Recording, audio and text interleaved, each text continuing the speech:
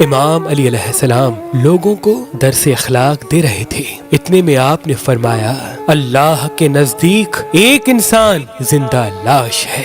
تو ایک شخص نے پوچھا یا علی کون ہے جو زندہ لاش کی مثل ہے؟ بس امام علی علیہ السلام نے فرمایا یاد رکھنا میں نے اللہ کے رسول سے سنا کہ جہالت ایک قسم کی موت ہے اور جاہل لوگ چلتی پھرتی لاش کی مثل ہے۔ تو وہ کہنے لگا یا علی کیسے معلوم ہو کہ کون جاہل ہے اور کون عالم؟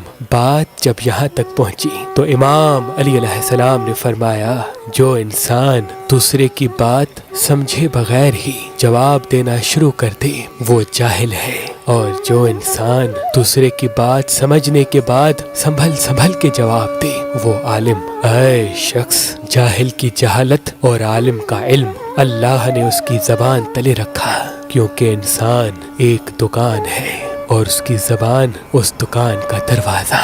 جب یہ دروازہ کھلتا ہے تو معلوم ہوتا ہے کہ دکان سونے کی ہے یا مٹی کی، دکان سونے کی ہے یا مٹی کی، دکان سونے کی ہے یا مٹی کی۔